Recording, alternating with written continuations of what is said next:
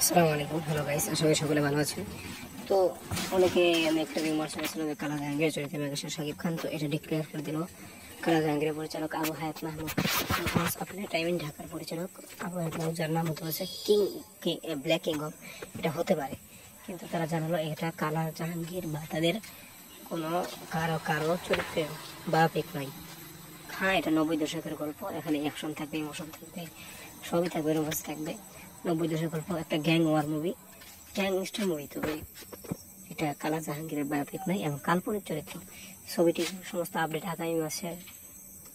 আগামী আগস্ট মাসেই আসবে। প্রথম দিক থেকে এসে পড়বে।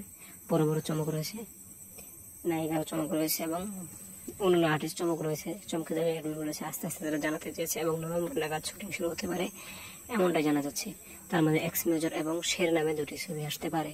তো থ্যাংক ইউ, ধন্যবাদ পুরো ভিডিওটি দেখার জন্য।